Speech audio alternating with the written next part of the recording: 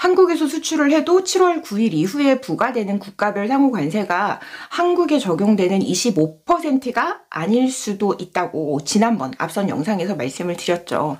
한국에서 수출한 물건인데 수입산 원재료나 부분품을 사용을 해서 완제품을 만들었을 때 미국 국내 기준, 미국의 비트켓 원산지 기준에 따라서 원산지를 또 판정을 하는데요.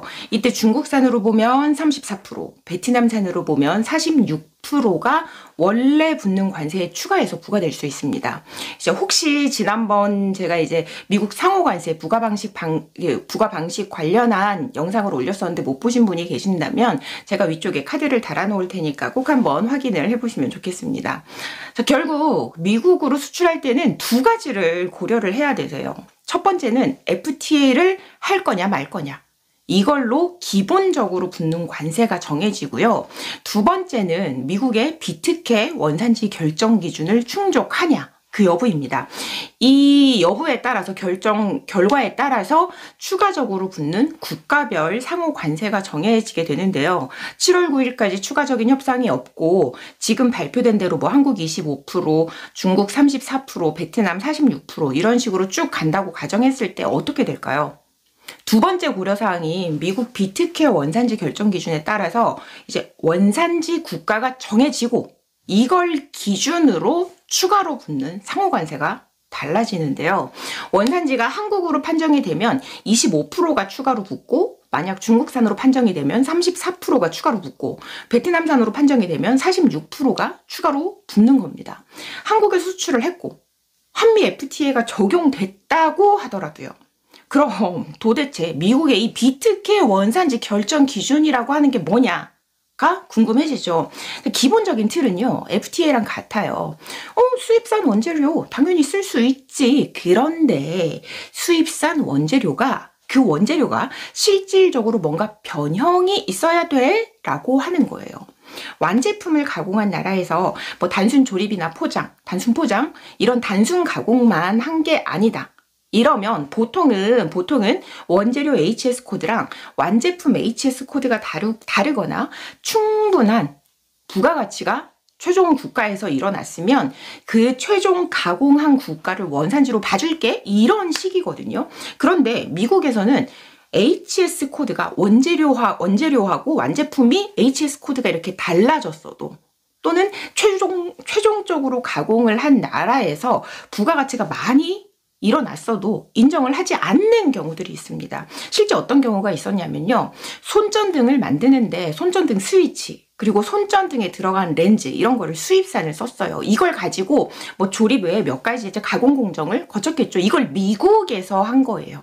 그리고 미국에서 발생한 부가가치도 추가적으로 45%나 발생이 됐습니다. 근데 미국 당국에서는요. 이거를 미국산이 아니다라고 판단을 했어요. 왜냐? 수입산 원재료, 그러니까 스위치나 렌즈 같은 것들이 손전등에 들어가도 그 원재료의 이름이 여전히 원재료랑 같은 스위치, 렌즈 이렇게 되어 있고요. 용도도 그대로예요. 결국 원재료의 본질은 원재료 자체를 보든 완성품에 붙어있는 그걸 보든 원재료의 본질은 그대로다. 원재료의 어떤 실질적인 변화가 없다라고 판단을 한 겁니다.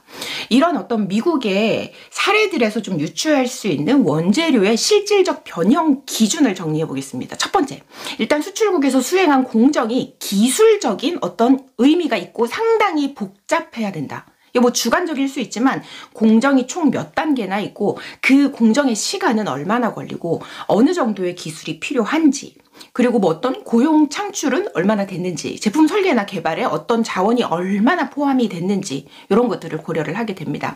두 번째 원재료의 HS 코드 외에 원재료의 명칭 원재료의 용도가 변경되어야 한다. 우리나라 이제 그 원산지 정보원 설명의 자료에 따르면 명칭, HS 코드, 용도 순으로 그 중요도가 있다고 하는데요. 이 세 가지가 무조건 다 바뀌어야 한다는 건 아니고 다 바뀌면 긍정적인 판단에 좀 중요하고 큰 근거가 되겠지만 그렇지 않은 경우에는 명칭이 바뀌는 게 가장 영향력이 크고 그 다음이 HS 코드, 용도 이 순서라는 거죠.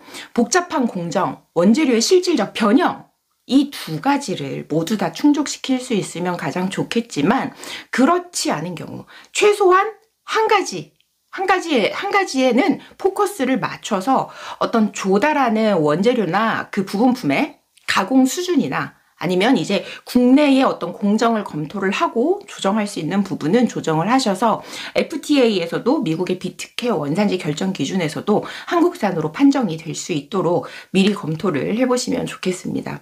이번 영상이 우리나라 수출 기업에 조금이나마 도움이 되기를 바라면서 저는 다음 영상에서 또 뵙겠습니다.